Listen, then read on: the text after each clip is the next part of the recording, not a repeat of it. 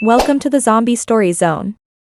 Get ready for a chilling new tale that'll send shivers down your spine. Frozen apocalypse. Zombies emerge from a thawed glacier. When an ancient glacier cracks open, an unspeakable horror awakens, unleashing a horde of undead like never before. Will humanity survive this icy nightmare, or will the frozen apocalypse consume them all? If you love gripping zombie stories that keep you on the edge of your seat, make sure to hit that like button, subscribe, and share with fellow zombie fans.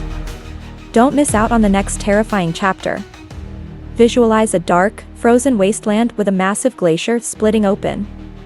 From the cracked ice, eerie, undead zombies are emerging, their icy skin glowing faintly under a stormy sky. The scene is bathed in a cold, bluish light, with snow swirling around in the harsh wind.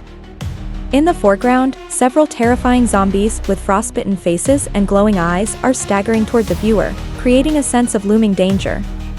The mood is intense, ominous, and cinematic, perfectly setting the stage for an apocalyptic zombie story.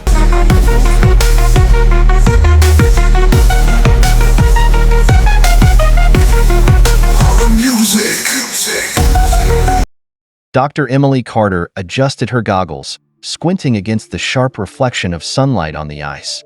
She and her team had spent months preparing for this expedition, mapping out the uncharted corners of the Arctic, chasing the melting glaciers, eager to study the remnants of a world frozen in time. Every scientist on the planet was buzzing with excitement over what might be found beneath the ice. Perfectly preserved creatures from the Ice Age, ancient plant life, maybe even early human remains. But the excitement in Emily's heart was tempered with a creeping unease. As much as she loved her work, she couldn't shake the stories she'd heard from the indigenous communities nearby. Stories of cursed lands and ancient spirits buried within the ice.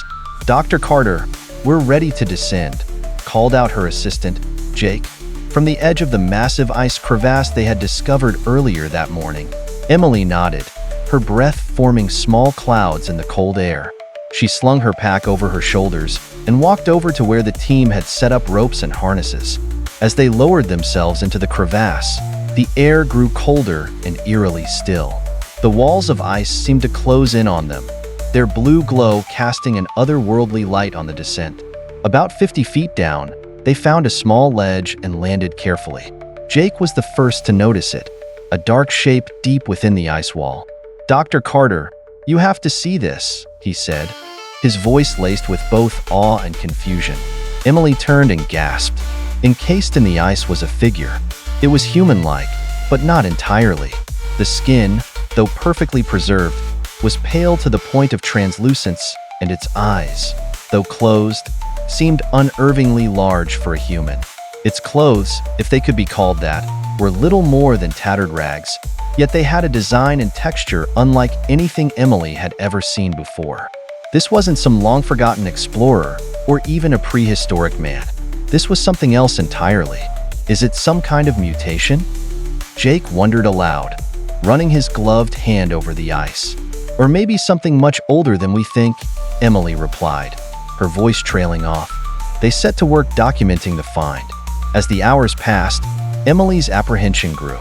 The strange figure seemed to exert an invisible pull on her, its eerie presence becoming more unsettling the longer they stayed. But the data they were gathering was invaluable, and soon, her scientific curiosity overtook her fear. Little did she know, the glacier was beginning to crack beneath them. 2 days later, back at the research station, the team studied the samples they collected. The ice had contained strange microbial life, dormant for thousands of years. Emily and her team worked around the clock, fascinated by the ancient organisms. They'd even managed to melt away the ice around the figure, revealing the body in its entirety. The body lay on a steel examination table in the center of the lab, the cold mist of the freezer keeping it frozen, just in case. Emily couldn't shake the sense that something was wrong, but the allure of discovery kept her going. That night, while the team was asleep, the temperature in the research station dropped drastically. The wind outside howled louder than usual, shaking the windows as if warning the scientists of their grave mistake. Inside the lab, the body twitched.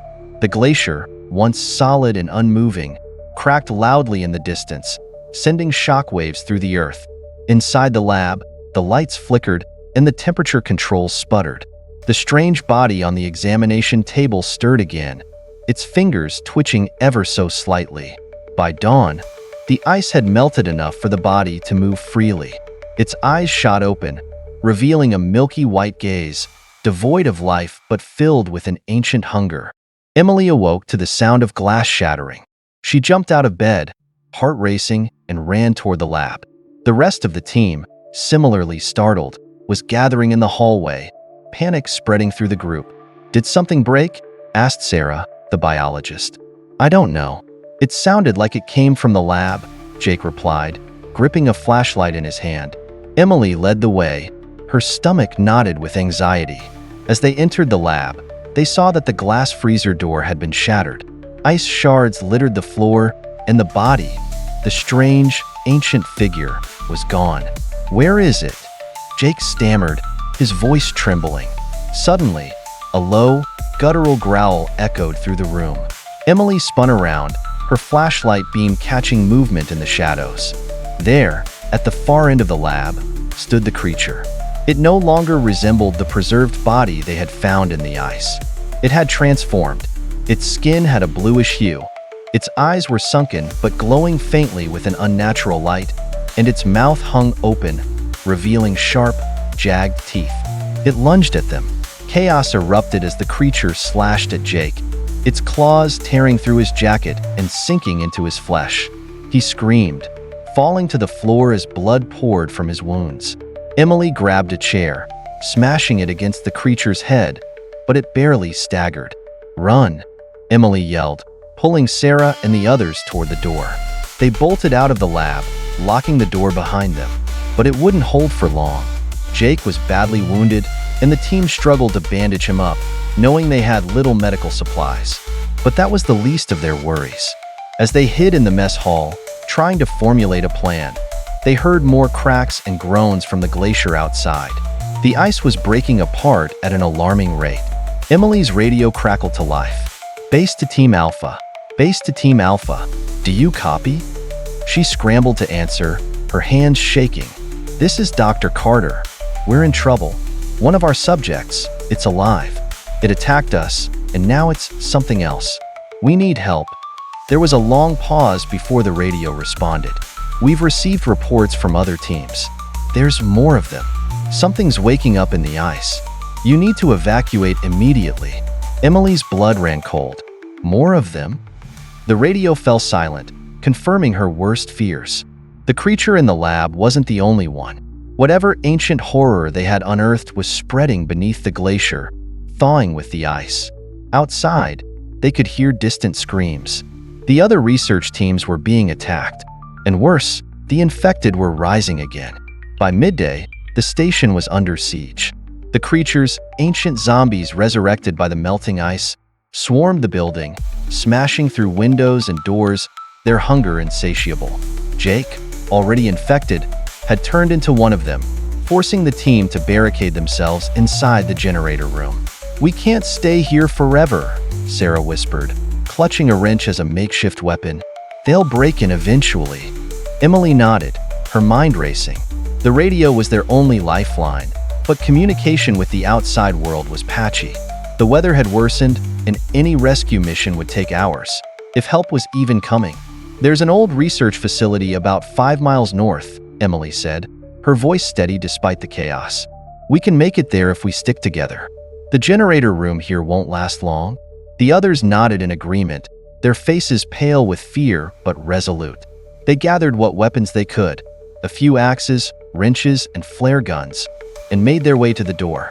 Outside, the creatures roamed the corridors, their growls echoing through the metal walls. With a final deep breath, Emily swung the door open, and they sprinted out. The cold wind slapped against their faces as they ran through the snow, the creatures chasing close behind. The glacier cracked beneath their feet, threatening to pull them into the icy depths at any moment.